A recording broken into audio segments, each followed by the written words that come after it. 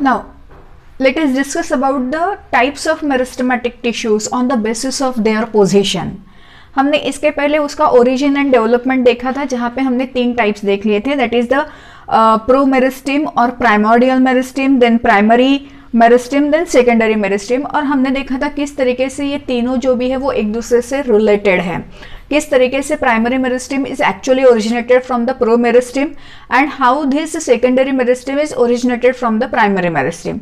तो इस तरीके से पहले बना हुआ है प्रो प्राइमरी या प्राइमोर्डियल, उसके बाद प्राइमरी एंड उसके बाद जो भी है हमने देखा था सेकेंडरी। आज हमें जो भी टाइप देखना है, ठीक है, मेरिस्टेमेटिक टिश्यूज का, वो देखना है on the basis of their position, कि पूरे प्लांट में कहाँ कहाँ पे कौन से पार्ट में ये मेरिस्टेमेटिक टिश्यूज जो भी है वो है। On the basis of the position, on the basis of the position, again there are 3 types, हमने पहले ही लिस्ट आउट करके रखा हुआ है। तो मुझे बताओ कि पहला कौन सा टाइप हम यहाँ पे देखेंगे। On the basis of position हम बोल देते हैं अपाइकल मेरिस्टेम। क्या बोल देते हैं? Apical meristem. तो ये जो अपाइकल मेरिस्टेम है, अपाइकल पोर्शन मतलब टिप पोर्शन जिसको हम बोल सकते हैं, जहां पे हम शूट टिप या रूट टिप, रूट अपाइकल या शूट अपाइकल, ये टर्मिनोलॉजी कॉन्स्टेंटली यूज करते रहते हैं, we are use to with the terminology, ठीक है। तो ये जो भी अपाइकल मेरिस्टेम है, इसकी पोजीशन अब मुझे बताने की जरूरत नहीं है। क्या बोल दिया मैंने बोल दिया है ये अपाइकल पोर्शन पे रहेगा शूट के, जिसको मैंने टिप पोर्शन बोला हुआ है, या फिर रूट के अपाइकल पोर्शन पे या रूट के टिप पोर्शन पे ये अपाइकल मेरिस्टेम जो है ये टिश्यूज वहां पे रहेंगे। इसका बेसिक फंक्शन क्या रहेगा? तो ये कॉन्स्टेंटली सेल डिवीजन कर रहे हैं, तो ये प्लांट की हाइट जो भी है या लेंथ जो भी है स्टेम की, उसको बढ़ाने का काम करेगा, स्टेम की या रूट की, ठीक है। एग्जैक्टली हम देख ले कि ये shoot tip and root tip portion पे ये एग्जैक्टली कहां पे प्रेजेंट है। तो जैसे यहाँ पे मैं शूट अपाइकल मेरिस्टेम की बात करूं और मैं शूट अपाइकल पोर्शन पे चली जाऊं, तो ये देखिए ये शूट अपाइकल पोर्शन यहाँ पे चला जा रहा है, ये इस तरीके से शूट अपाइकल पोर्शन हमें दिखता है। कभी किसी प्लांट के पास जाके देखना तो आपको एग्जैक्टली ऐसी ही सिचुएशन मिल जाएगी। ये जो भी है नीचे बड़ा सा स्टेम चला जा रहा है, इस पोर्शन पे आ जाए तो यहाँ पे मुझे डिफ्रेंसिएशन थोड़ा बहुत दिखने के चांसेस है, ठीक है। और यहाँ पे इस पोर्शन पे मैं चली जाऊँ तो ये पोर्शन एक्चुअली अपाइकल या टिप पोर्शन है, और यहाँ पे अपाइकल मेरिस्टेम टिश्यूज मुझे जो भी है वो दिखने वाले हैं। फिर आपके मन में क्वेश्चन आएगा कि ये दोनों चीजें क्या है। तो यहाँ से लीव्स जो भी है वो ओरिजिनेटेड है, तो हम इसको बोल देते हैं लीफ प्राइमोर्डिया। हम इसको क्या बोल देते हैं? लीफ प्राइमोर्डिया बोल देते थे कि यहाँ से नया जो भी है लीव्स जो भी है, लीव्स की पेयर्स जो है वो वहां से डेवलप होने वाली है। और इसके एग्जैक्टली सेंटर में यहाँ पे मेरिस्टेम टिश्यूज रहते हैं, और ये मेरिस्टेम टिश्यूज कॉन्स्टेंटली डिवाइड हो रहे हैं, इस चीज को ऊपर ऊपर लेके जा रहे हैं, ये नए लीव्स हो जाएंगे, अगेन वो स्टेम जो भी है वो ऊपर चला जाएगा, ठीक है।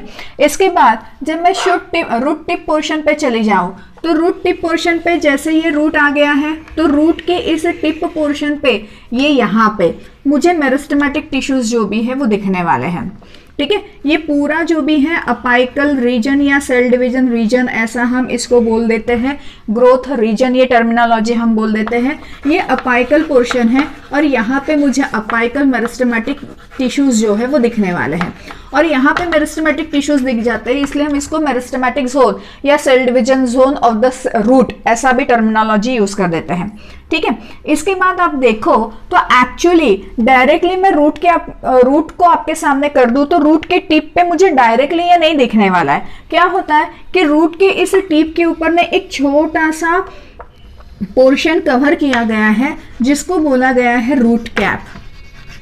क्या बोला गया है? रूट कैप जो है, ये टर्मिनोलॉजी वहां पे मुझे दिख जाती है, ये पार्ट जो भी है वो वहां पे मुझे मिल जाता है। ये रूट कैप क्या कर रहा है? तो ये जो मेरिस्टेमेटिक टिश्यूज है जो एक्चुअली रूट ग्रोथ के लिए रिस्पॉन्सिबल है, इनको प्रोटेक्शन देता है फ्रॉम द सॉइल पार्टिकल्स या स्टोनी पार्टिकल्स जो भी, ये तो बहुत सॉफ्ट एरिया है ना, तो इसको स्टोनी पार्टिकल से जो है उसको प्रोटेक्शन देने का काम रूट कैप करता है, ताकि जब रूट ग्रो होता है तो वो सॉइल पार्टिकल उसको डैमेज ना कर सके।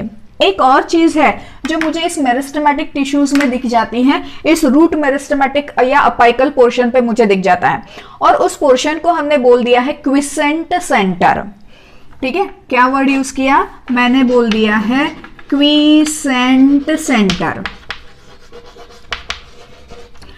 एग्जैक्टली ये क्विसेंट सेंटर क्या है? तो ये अपाइकल मेरिस्टेमेटिक रीजन जो है, ये अपाइकल मेरिस्टेमेटिक रीजन शुरू होने के एग्जैक्टली पहले, just close to the tip, ठीक है ना, है तो टिप पे ही, अपाइकल पोर्शन पे ही है, लेकिन ये मेरिस्टेमेटिक सेल शुरू होने के पहले ही ये यहाँ पे एक पर्टिकुलर ग्रुप ऑफ सेल है, ठीक है ना, ओके, जो माइटोटिक एक्टिविटीज जो भी है वो क्या करता है, एकदम प्रॉपर मैनेज करता है, जिसको हम बोल सकते हैं, ठीक है ना। यहाँ पे भी माइटोटिक एक्टिविटीज है, नो डाउट, ठीक है, और वो चीजों को और ग्रो कर रहा है, ग्रो कर रहा है, ग्रो कर रहा है। यहाँ पे माइटोटिक एक्टिविटी का रेट थोड़ा सा कम है as compare to meristematic cell division, लेकिन दोनों जगह पे माइटोटिक डिवीजन जो भी है, एक्टिविटी जो है वो परफॉर्म ही होने वाली है। और ये जो अपाइकल, ये जो भी टिप पोर्शन पे ये जो सेंटर मुझे दिख रहा है ना, ये ऐसा डिस्क शेप है, जैसे मैं अगर बोल दूं तो ये ऐसा टिप पोर्शन है और ये ऐसा चला जाता है, डिस्क शेप है, डिस्क शेप है, माइटोटिक एक्टिविटी है, आप इसको डिस्क या हेमिस्फेयर वाला कंडीशन भी बोल सकते हो, ठीक है ना। और ये सिंपल मेरिस्टेमेटिक टिश्यूज की तरह ही है, बस ये डिफरेंस चला जाता है कि यहाँ पे माइटोटिक रेट जो है वो स्लो है या कम है as compare to meristematic cells. Meristematic cell का माइटोटिक डिवीजन रेट जो है वो फास्ट चला जाता है as compare to these cells. तो ये ऐसा जो सेंटर है, इस सेंटर को हमने क्विसेंट सेंटर बोला हुआ है। तो what exactly quiescent centre mean? तो हम बोलेंगे a group of cell in the body of the root और exactly in the tip portion, ठीक है, having the rate of mitotic having the slow rate of mitotic activity which is appearing in the shape of hemisphere or disc is called the quiescent center, is called the quiescent center। ये हम terminology यहाँ पे use कर सकते हैं, ठीक है। तो ये हो गया है अपाइकल मेरिस्टेम वाली कंडीशन। पोजीशन के बेसिस पे हमें 3 टाइप्स जो भी है वो देखने हैं। तो हमने पहला टाइप देख लिया था अपाइकल मेरिस्टेम का। सेकंड टाइप जो भी अपना चला जाता है उसको हम बोलेंगे इंटरकैलरी मेरिस्टेमेटिक टिश्यूज, हम इसको बोल रहे हैं इंटरकैलरी मेरिस्टेम, ठीक है। चलो देख लेते हैं इंटरकैलरी मेरिस्टेम एग्जैक्टली क्या है। तो ये जो इंटरकैलरी मेरिस्टेम्स है ना, this intercalary meristem is present in the internode condition, जहां पे मैं बोल दूं कि इन बिटवीन 2 परमानेंट टिश्यूज, ऐसा भी टर्मिनोलॉजी यहाँ पे यूज कर सकती हूँ मैं। और ये इंटरकैलरी मेरिस्टेम जो भी है ये अगेन लेंथ के लिए ही बहुत ज्यादा यूटिलाइज हो जाता है। और intercalary meristematic tissues actually responsible for the length of the internode, ऐसा हम बोल सकते हैं। और डायरेक्टली हम बोलेंगे कि स्टेम इलोंगेशन के लिए इसका काम जो भी है वो चलता रहता है। देखो अपाइकल मेरिस्टेमेटिक टिश्यूज रूट और शूट ये दोनों कंडीशन पे प्रेजेंट है, लेकिन जब मैं इंटरकैलरी मेरिस्टेमेटिक टिश्यूज के बारे में बात करती हूं तो ये सिर्फ स्टेम में प्रेजेंट है, ये कहीं पे भी लीफ में प्रेजेंट नहीं है, कहीं पे भी नहीं है, रूट में भी प्रेजेंट नहीं है, तो सिर्फ स्टेम में प्रेजेंट है। और इनकी पर्टिकुलर पोजीशन चली जाती है इंटरनोड वाली कंडीशन। तो चलो हम देख लेते हैं क्या है। अगर मैं कोई भी एक स्टेम आपके सामने ड्रॉ करूं तो मैं आपको बताऊं बाबा, स्टेम जो भी है वो नोड एंड इंटरनोड पोजीशन पे डिवाइड हो जाता है, ठीक है। तो ये जो है जहां से लीव्स निकलते रहते हैं या नया ब्रांचेस, एक नई ब्रांच यहाँ से डेवलप होकर जो भी डेवलप हो रही है या निकल रही है, न्यू ब्रांच आती है या लीफ जो भी आ रहा है, तो इस पोर्शन को हमने इसका नोडल रीजन बोल दिया था। ये क्या है? तो ये नोडल रीजन है, ठीक है ना। ये 2 नोडल रीजन के बीच का ये जो इतना पोर्शन चला जाता है इसको हम इंटरनोडल रीजन बोल देते हैं। ये कौन सा रीजन चला जा रहा है? इंटरनोडल। ये एक नोड, ये दूसरा नोड और इनके बीच में इंटरनोडल रीजन। तो इंटरकैलरी ये जो मेरिस्टेम है ये इंटरनोडल पोर्शन पे है। तो इंटरनोडल पोर्शन इतना बड़ा है तो ये हर जगह पे फैला हुआ है क्या? नहीं। तो देखो ये जो भी नोडल पोर्शन है ना, ये नोडल पोर्शन के जितने भी सेल्स या टिश्यूज चले जा रहे हैं इसके एग्जैक्टली ऊपर और इसके एग्जैक्टली नीचे, just close to the nodal region, ठीक है। इस इंटरनोडल पोर्शन पे हर जगह पे वो फैले हुए नहीं है इंटरकैलरी मेरिस्टेम्स। तो नोड के ऊपर एंड नोड के नीचे वाले कंडीशन पे, जैसे यहाँ पे भी मैं आ जाऊं तो यहाँ और यहाँ, ठीक है, ये जो भी प्रेजेंट है इसको हम इंटरकैलरी रीजन बोलते हैं। तो यहाँ से मेरिस्टेमेटिक टिश्यूज जो है वो ग्रो हो रहा है, तो ये इस लेंथ को बढ़ाएंगे, ये भी ग्रो हो रहा है तो भी उस लेंथ को बढ़ाएगा। तो इंटरनोड के इलोंगेशन के लिए स्पेसिफिकली या स्टेम इलोंगेशन के लिए हम बोल दे तो ये इंटरकैलरी मेरिस्टेम्स जो भी है वो काम में आ जाते हैं। देन थर्ड टाइप मेरिस्टेम जो है वो हम बोल लेंगे क्या, तो वो हम बोलेंगे भाई ये चला जाता है lateral meristem. Lateral meristem exam point of view से भी मुझे बहुत ही याद रखना है। In fact on the basis of position के ये जो 3 टाइप चले जाते हैं ना, अपाइकल, इंटरकैलरी एंड लैटरल, इसको आपको याद ही रखना है क्योंकि इसी को फोकस करके एग्जाम में बहुत सारे क्वेश्चंस जो है वो पूछे हुए हैं। तो थर्ड टाइप हम देख रहे थे कौन सा, तो लैटरल मेरिस्टेम।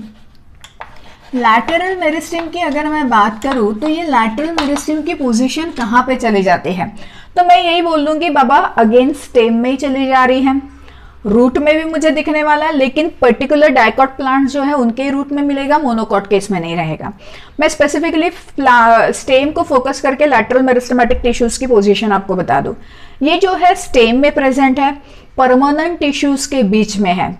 ऐसे मेरिस्टेमेटिक टिश्यू ऐसे पोजीशन पे है, उसके ऊपर भी परमानेंट टिश्यूज है, उसके नीचे भी परमानेंट टिश्यूज है, उसके इस साइड पे भी और उसके उस साइड पे भी, ठीक है। तो हर जगह पे परमानेंट टिश्यूज है, surrounded by the permanent tissues, ऐसा आप इसको बोल सकते हो।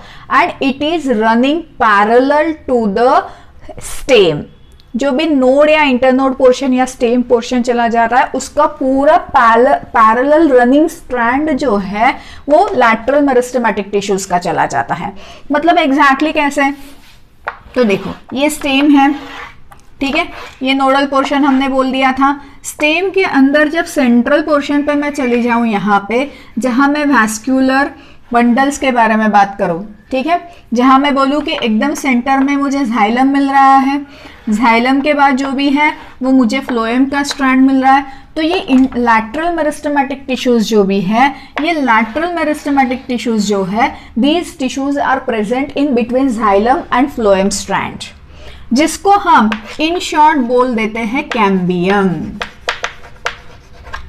क्या बोल देते हैं, कैम्बियम हम बोलते हैं। तो ये कैम्बियम जो भी है, ये कैम्बियम लैटरल मेरिस्टेमेटिक टिश्यूज का एक बेस्ट एग्जांपल चला जाता है। इतना ही नहीं, तो ये जाइलम और फ्लोएम स्ट्रैंड के बीच में तो प्रेजेंट है ही है, कभी कभी ये इस लेवल पे क्लोज टू द एपिडर्मल या कॉर्टेक्स रीजन जो है, इस कॉर्टेक्स रीजन के वहां पे भी ये लैटरल मेरिस्टेमेटिक टिश्यूज मुझे दिख जाते हैं, जिसको मैं कॉर्क कैम्बियम ये टर्मिनोलॉजी यूज कर सकती हूँ। ठीक है ना, क्या बोल दिया मैंने, कॉर्क कैम्बियम। तो कॉर्क कैम्बियम एंड ये जो भी कैम्बियम है, these two are the example of lateral meristematic tissues. अब ये जो जाइलम और फ्लोएम इस वैस्कुलर स्ट्रैंड या वैस्कुलर रीजन में जो भी कैम्बियम प्रेजेंट है ना, इस कैम्बियम और इस टाइप के मेरिस्टेमेटिक टिश्यूज के 2 डिफरेंट टाइप्स या सब टाइप्स जो भी है वो चले जाते हैं। तो चलो हम इस कैम्बियम लैटरल टिश्यूज के कौन से 2 सब टाइप्स चले जा रहे हैं उसको देख लेते हैं। तो इसके 2 टाइप्स चले जा रहे हैं। एक चला जाता है इंटरफैसिक्युलर कैम्बियम, क्या वर्ड यूज किया है, इंटरफैसिक्युलर कैम्बियम, और दूसरा चला जाता है इंट्राफैसिक्युलर कैम्बियम।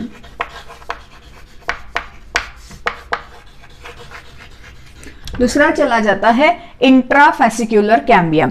तो इंटरफैसिक्युलर कैम्बियम एंड इंट्राफैसिक्युलर कैम्बियम, इनकी एग्जैक्टली पोजीशन कहाँ है उसको हम देख लेते हैं। चलो, इंट्रा और इंटर, इन दोनों के बीच में ही हमें जो है वो डिफरेंस मिल जाता है। चलो एक बार समझने की कोशिश करते हैं। देखो यहाँ पे मैं ना ये वैस्कुलर स्ट्रैंड निकाल रही हूं, ये पूरा वैस्कुलर रीजन है, ठीक है ना, सेंट्रल पोर्शन, जहां पे मुझे जाइलम एंड फ्लोएम इसके बने हुए वैस्कुलर बंडल्स मिल रहे हैं। क्योंकि डाइकॉट में हम देखें तो ये जो भी है xylem phloem are arrange in ring, ये हमें बचपन से ही सिखाया गया है, ठीक है। अब देखो ये जाइलम जो भी है, ये जाइलम इस साइड पे रहने वाला है टूवर्ड्स द सेंटर, ठीक है, और ये फ्लोएम जो भी है it is towards the periphery, यहां पे रहेगा।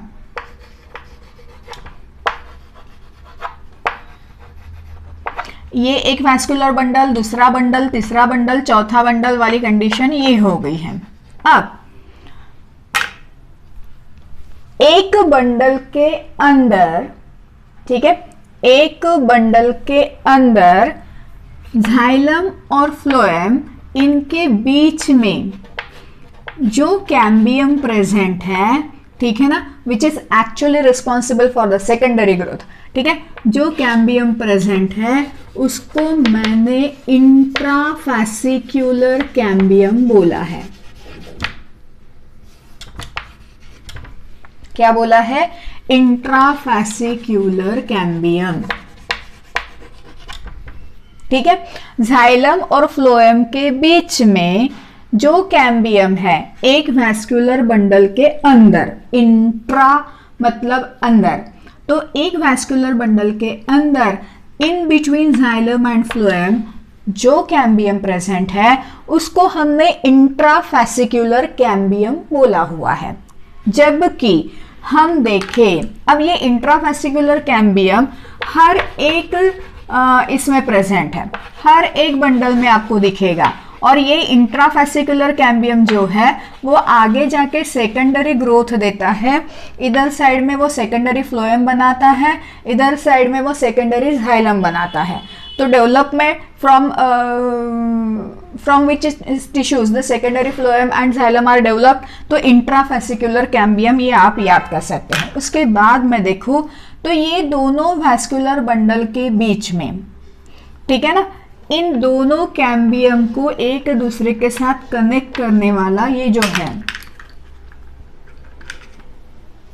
ये पिंक कलर जाइलम का है, फिर से पिंक ही आ गया,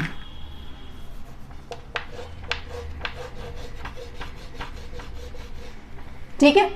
दो वैस्कुलर बंडल के बीच में ये जो भी है, इस वैस्कुलर पोर्शन को, सर्कल को, ठीक है, सेंट्रल पोर्शन को पूरा कनेक्टिविटी रखता है, और यहाँ पे भी वो मेड्यूलरी रेज डेवलप कर रहा है, सेकेंडरी मेड्यूलरी रेज, ठीक है, जो इधर भी और इधर भी ग्रोथ दे रहा है और मेड्यूलरी रेज डेवलप कर रहा है। तो ऐसे टाइप के कैम्बियम को, जो कैम्बियम दो वैस्कुलर बंडल के बीच में है, दोनों के बीच में है, इसलिए इंटर हम वर्ड यूज करेंगे, तो हम इसको बोलेंगे इंटरकैलरी मेरिस्टेम, ठीक है ना, सॉरी,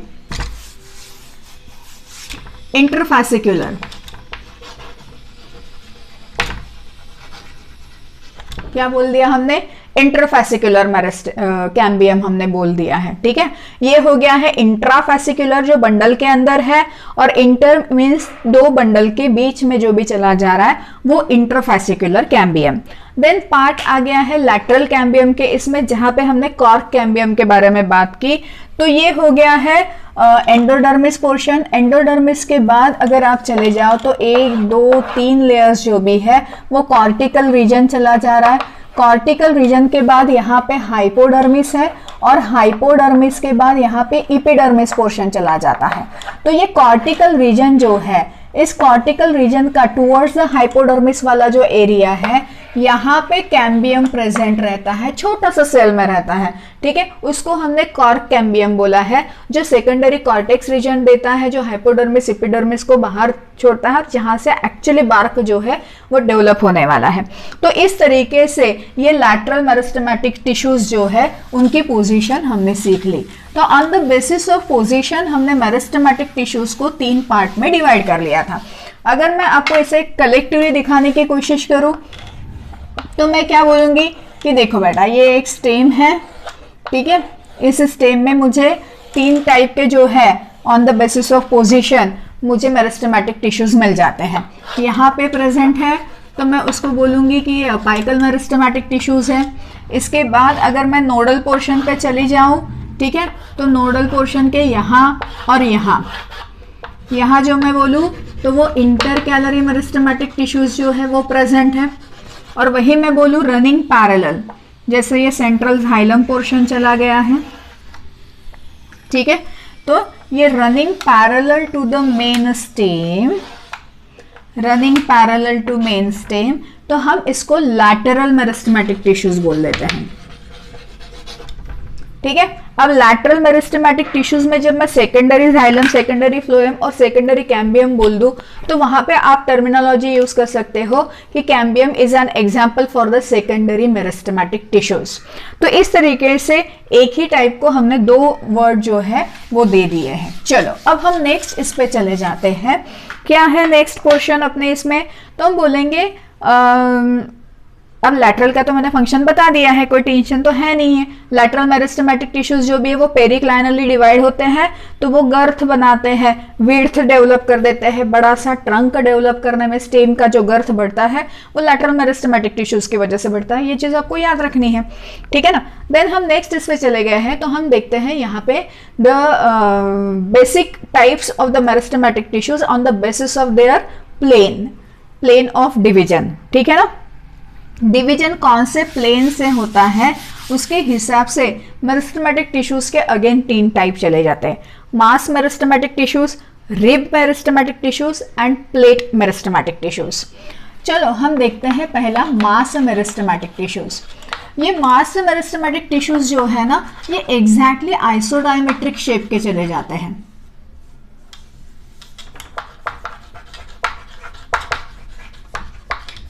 कौन से इसमें चले जा रहे हैं, तो आइसोडायमेट्रिक कंडीशन में चले जाते हैं, ठीक है। इनका शेप बिल्कुल आइसोडायमेट्रिक सेम टू सेम वाले लेवल पे और चेंज नहीं होता है, कुछ नहीं, उसी शेप में वो मेंटेन किए जाते हैं, पूरे ग्रुप में रहते हैं और कॉन्स्टेंटली किसी भी प्लेन से डिवाइड हो जाएंगे।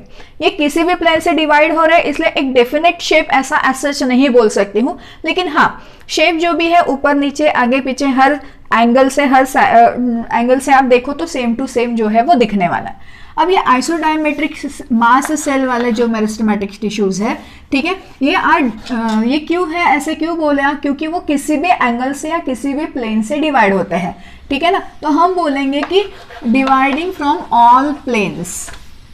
जैसे कि अगर ये एक सेल है और ये इससे डिवाइड हो गई तो यहाँ पे 2 सेल्स ऐसी बन गई है, ये इससे डिवाइड हो सकती है तो यहाँ पे एक, यहाँ पे एक, यहाँ पे एक, ठीक है ना। कॉन्स्टेंटली साइज शेप जो है वो वैरी करता है और ये कॉम्पैक्टली अरेंज, ठीक है, इस तरीके से ये मास में डेवलप हो रहा है, किसी भी एंगल से डेवलप हो सकता है ये सेल, ठीक है। ऐसा नहीं कि वो सिर्फ एंटीक्लाइनली या पेरिक्लाइनली कंडीशन में, पेरिक्लाइनली या एंटीक्लाइनली कंडीशन में डिवाइड होगा, एक तो सीधा सीधा कट होगा नहीं तो ट्रांसफर वे से कट होगा, ऐसा नहीं, तो वो किसी भी एंगल से कट हो जाएगा और वो बस सेल डिवाइड होके एक मास जो है वो बना देगा। ये सारा जो भी है मास टाइप ऑफ मेरिस्टेमेटिक टिश्यूज मुझे कहाँ पे मिलते हैं, तो ये मिल जाते हैं एंडोस्पर्म। एंडोस्पर्म कहाँ पे प्रेजेंट रहता है, तो वो प्रेजेंट रहता है ओव्यूल का जो एम्ब्रियो सैक है ना वहां पे, जहाँ पे फर्टिलाइजेशन के बाद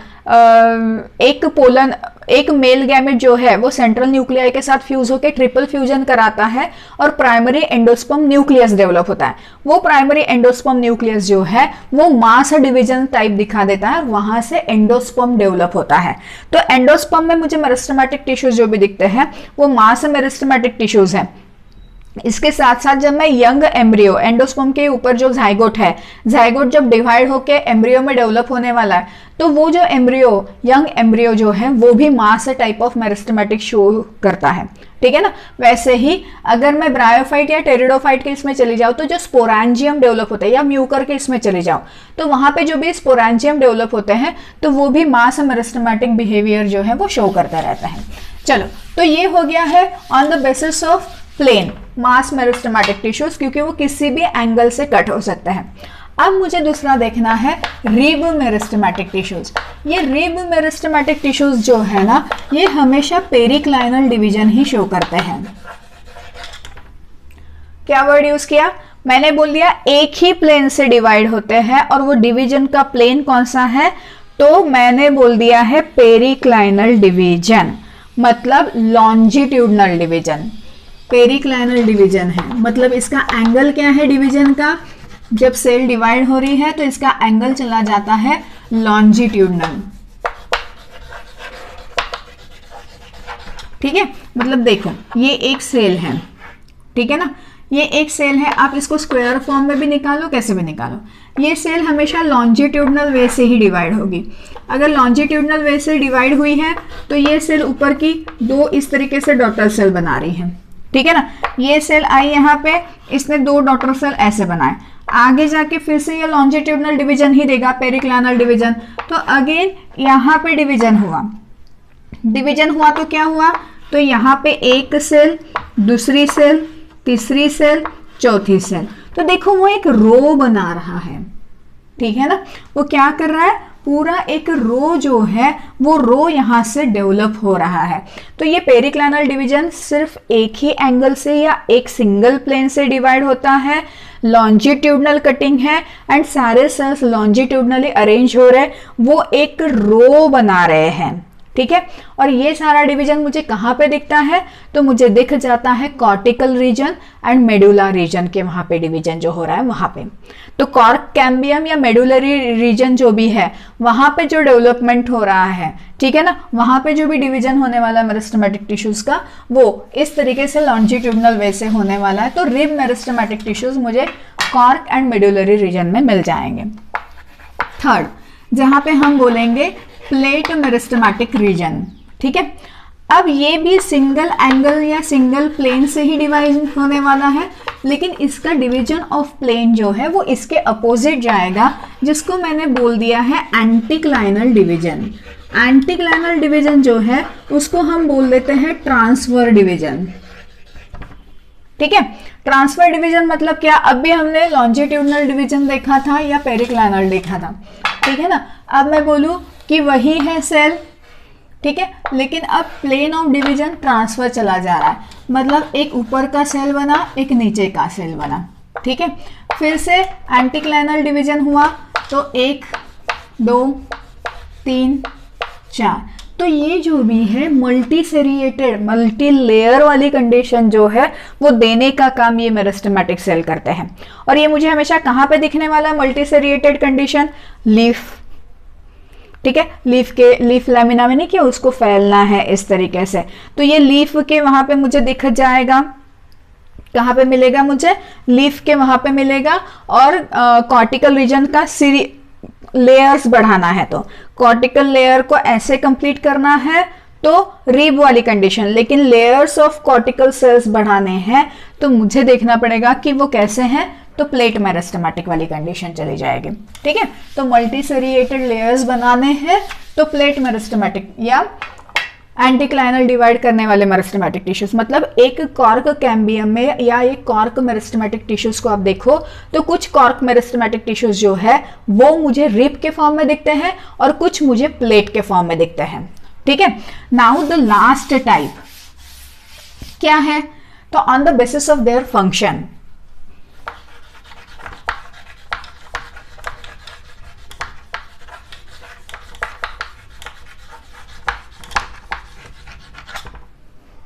अब देखो फंक्शन से मेरा जो भी मीनिंग चला जाता है वो ये है कि हम बोलते हैं कि मेरिस्टेमेटिक टिश्यूज सिर्फ सेल डिवीजन का काम कर रहे हैं, ओके, लेकिन मेरिस्टेमेटिक टिश्यूज से ही परमानेंट टिश्यूज ओरिजिनेट होने वाले हैं। तो कौन सा ग्रुप ऑफ मेरिस्टेमेटिक टिश्यूज कौन से टाइप के परमानेंट टिश्यूज के लिए रिस्पॉन्सिबल है, कौन सा ग्रुप ऑफ मेरिस्टेमेटिक टिश्यूज अपने आप को चेंज करने वाला है, डिफरेंशिएट करने वाला है, और वो एक ओरिजिन पॉइंट बनने वाला है जहां पे सारे टिश्यूज ये डिसाइड कर लेंगे कि भाई हमको ना एपिडर्मिस बनना है, भाई हमको ना कॉर्टेक्स बनना है, भाई हमको ना जाइलम बनना है, भाई हमको ना फ्लोएम बनना है। तो ये जो भी है ग्रुप ऑफ मेरिस्टेमेटिक टिश्यूज ही ये काम करते हैं, तो वो उनके फंक्शन के हिसाब से हम बोल रहे हैं। तो नंबर 1 हम यहाँ पे देखें प्रोटोडर्म मेरिस्टेमेटिक टिश्यूज, उसको हम बोलेंगे प्रोटोडर्म, प्रोटोडर्म, ठीक है ना। पहले वाला डर्म, डर्म मतलब एपिडर्मिस, आउटर मोस्ट लेयर, तो पहले वाली आउटर मोस्ट प्रोटेक्टिव लेयर बनाने वाली जो एक सेल है, ग्रुप ऑफ सेल, उसको मैं प्रोटोडर्म मेरिस्टेमेटिक टिश्यूज बोलूंगी, ठीक है ना। ये आउटर मोस्ट या अपाइकल मेरिस्टेम वाली कंडीशन ही चली जा रही है, जो एपिडर्मल टिश्यूज देगा, जो स्टोमाटा देगा और जो ट्राइकोम्स जो है उसको दे देगा। जैसे हमने स्टेम यहां पे देखा था, है ना, तो ये यहाँ पे जो भी मेरिस्टेमेटिक टिश्यूज है ना, ये प्रोटोडर्म लेयर दे देगा, ये प्रोटोडर्म पहले डेवलप हो जाएगा, नीचे जाके मुझे एपिडर्मिस मिलने वाला है। ये अपाइकल मेरिस्टेमेटिक टिश्यूज जब डिवाइड हो रहे हैं तो डिवाइड होके उनका नंबर बढ़ रहा है, पॉपुलेशन बढ़ रहा है, तो वो नीचे आ रहे हैं, तो वो नीचे आके ये जो भी मेरिस्टेमेटिक टिश्यूज का ग्रुप था जो आउटर मोस्ट कंडीशन पे था, वो अपने आप को कन्वर्ट कर देता है प्रोटोडर्म मेरिस्टेमेटिक टिश्यूज में, और ये प्रोटोडर्म आगे जाके प्रोटेक्टिव लेयर्स बनाते हैं, जैसे हमने बोल दिया है एपिडर्मिस। उसके बाद मैं यहाँ पे बोल दूँ एपिडर्मिस के ऊपर रहने वाले स्टोमाटा सेल्स भी इसी प्रोटोडर्म से ओरिजिनेटेड है, और जो ट्राइकोम्स रहते हैं, ट्राइकोम मतलब हेयर्स, छोटे छोटे हेयर्स प्रेजेंट रहता है, ठीक है ना, तो वो ट्राइकोम्स का डेवलपमेंट भी किससे हो रहा है, इसी प्रोटोडर्म से होता है, प्रोटोडर्म मेरिस्टेमेटिक टिश्यू से। सेकंड जो भी हम यहाँ पे बोलेंगे वो चला जाता है प्रोकैम्बियम। अब मुझे बताने की जरूरत नहीं है कि ये कहाँ है। ये जो प्रोकैम्बियम वाली कंडीशन है, ये प्रोकैम्बियम वाली कंडीशन पूरा वैस्कुलर टिश्यूज डेवलप करने वाला है, ठीक है ना। ये क्या करेगा, पूरा प्राइमरी वैस्कुलर टिश्यूज डेवलप करेगा, जाइलम भी करेगा, फ्लोएम भी करेगा और कैम्बियम भी करेगा, ठीक है ना। तो इसके ये सेंटर वाली पोर्शन, ठीक है, ये अपाइकल मेरिस्टेम वाला ये जो पोर्शन है ना, ये सेंट्रल पोर्शन यहाँ पे आ गया, तो ये सेंट्रल स्टैंड जो है अपाइकल मेरिस्टेम का इधर आया हुआ, ये पूरा अपने आप को कन्वर्ट कर देता है, किस में डिफरेंशिएट कर रहा है, प्रोकैम्बियम में। और ये प्रोकैम्बियम किस में डेवलप हो जाएंगे, तो हमने बोल दिया प्राइमरी जाइलम में, फिर हमने बोल दिया प्राइमरी फ्लोएम में डेवलप हो जाएंगे, और अगर वो डाइकॉट है तो वहाँ पे कैम्बियम है तो कैम्बियम के इसमें डेवलप हो जाएंगे। क्या इतनी चीज क्लियर है? चलो, तो हम नेक्स्ट जो भी मेरिस्टेमेटिक टिश्यूज है कि अब वो क्या देने वाले, देखो एकदम आउटर मोस्ट कंडीशन समझ में आई, इनर मोस्ट लेयर भी समझ में आई। अब बची हुई ये जो लेयर है ना, ठीक है, जो यहाँ से यहाँ तक की पूरी जगह या स्पेस ऑक्युपाई करती है, ठीक है, तो ये जो भी है इनको हमने बोल दिया है ग्राउंड मेरिस्टेमेटिक टिश्यूज।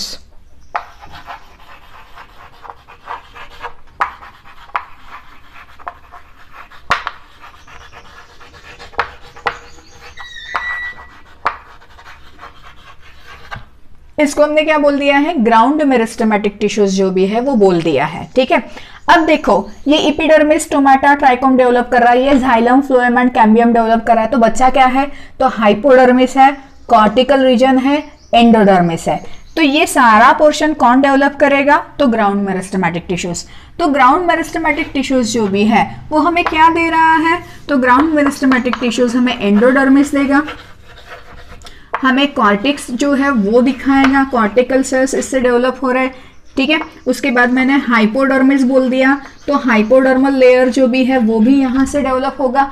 इतना ही नहीं, तो सेंट्रल मतलब इस जाइलम के यहाँ पे जो भी है कुछ पीथ रीजन रहता है, आगे जाके ये सारी चीजें आपको क्लियर हो जाएगी। जो पीथ एरिया है, ये पीथ जोन भी इस ग्राउंड मेरिस्टेमेटिक टिश्यूज से ही डेवलप होता है। तो इस तरीके से हमने ये जो मेरिस्टेमेटिक रीजन या मेरिस्टेमेटिक टिश्यूज है इनको कवर कर लिया है। नेक्स्ट लेक्चर अपना जो भी रहेगा वो रहेगा परमानेंट टिश्यूज पे, और परमानेंट टिश्यूज जो सिंपल एंड कंपाउंड, इन दोनों इसमें या कॉम्प्लेक्स, इन दोनों इसमें देखना है। तो नेक्स्ट लेक्चर अपना रहेगा सिंपल परमानेंट टिश्यूज।